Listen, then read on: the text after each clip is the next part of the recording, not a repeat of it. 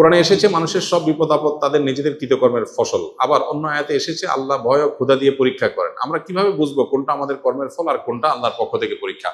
বা যে কোনো বিপদ আসবে আমরা ধরে নিব এটা আল্লাহর পক্ষ থেকে পরীক্ষাও হতে পারে, আবার আমার কোনো বদামলের শাস্তিও হতে পারে। এই জন্য আমি আল্লাহর কাছে একদিকে তওবা ইস্তেগফার করব, অপর দিক থেকে এই পরীক্ষায় আমি অটল থাকার চেষ্টা করব, পরীক্ষায় আমি ভালো থাকার চেষ্টা করব।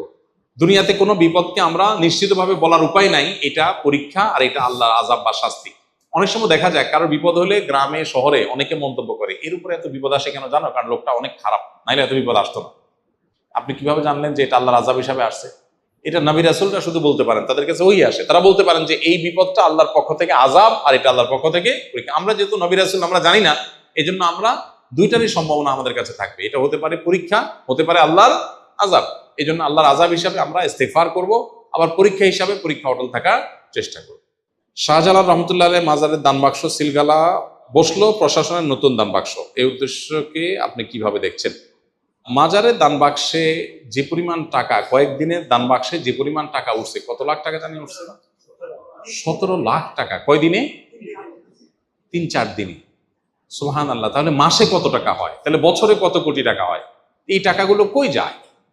অবশ্যই এই টাকার তসরুপ বা এই টাকা আপনার তথাকথিত খাদেমরা বা পেছনে থাকা লোকেরা যদি এই টাকা ভোগ করে টাকা পয়সা উড়ায় বা টাকা অন্যায়ভাবে আত্মসাৎ করে, তো সেখানে তো প্রশাসনের কাজ করাই উচিত। প্রশাসন তো এমন এই কাজ যদি সেটাকে দমন করার জন্য হয় এবং এটা প্রপার ইউজের ব্যবস্থা করা হয়, তাহলে এটা প্রশংসনীয় কাজ, অবশ্যই প্রশংসনীয় কাজ।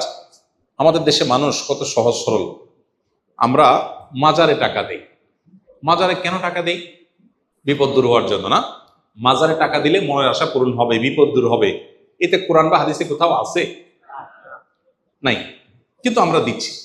বহু মসজিদ টাকার অভাবে বানানো যাচ্ছে না, বহু মাদ্রাসা টাকার অভাবে ছেলেরা বাচ্চারা খাবার পাচ্ছে না, বহু গরিব মানুষের বাসায় খাবারের ব্যবস্থা নেই, বহু বেকার সামান্য একটু টাকার জন্য বেকারত্ব দূর হচ্ছে না।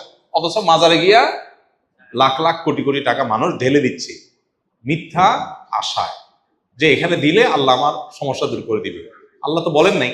শাহজালাল সাবরান রহমতুল্লাহ আলাইহিমা তারা নিজেরাও জীবদ্দশা বলেন নাই যে আমাদের মারা যাওয়ার পরে আমাদের কবর পাশে টাকা ঢেলে দিলে তোমাদের কাজ হয়ে যাবে। তারা বলছেন কোথাও? কেউ দেখাতে পারবে? তাহলে এটা একটা ব্যবসা, এটা একটা কি ব্যবসা। অতএব এই আত্মসাৎ বন্ধের উপায় অবশ্যই প্রশংসনীয় যদি সেটার সঠিক ব্যবহার করার উদ্যোগ নেওয়া হয়। আমরা যারা সরকারি ব্যাংকে চাকরি করি, তাদের চাকরি যদি হারাম হয়ে থাকে, তবে সরকারের অন্যান্য বিভাগে যারা চাকরি করেন তারাও তো পরোক্ষভাবে ব্যাংকের ও রাজস্বের সমন্বিত তহবিল থেকেই বেতন তোলেন, তাহলে তাদের চাকরি কিভাবে হালাল হয়? ভাই, দুইটার মধ্যে পার্থক্য আছে। একটা হলো আপনি সুদের সহযোগী। নবী করিম সাল্লাল্লাহু আলাইহি ওয়াসাল্লাম বলেছেন, লাআনাল্লাহু আকিলার রিবা ওয়া মুকিলাহু ওয়া কাতিবাহু ওয়া শাহিদাইহি। সুদ গ্রহীতা, সুদ দাতা, সুদের লেখক, সুদের সাক্ষী, সবার প্রতি আল্লাহ লানত বর্ষিত হয়। আপনি সুদী ব্যাংকে লেখালেখি করছেন, হিসাব করছেন, সুদের সাথে কোনো না কোনো ভাবে আপনার সম্পর্ক সরাসরি প্রত্যক্ষভাবে জড়িয়ে যাচ্ছে। আর আরেকজন এমন কোনো কাজ করছেন, কাজটা হালাল ইটসেলফ, কাজটা কোনো হারাম না, তার বেতন বিভিন্ন সোর্স থেকে আসছে, সেখানে হালাল হারাম মিশ্র থাকতে পারে। এই দুটো এক জিনিস না, দুটা দুই জিনিস।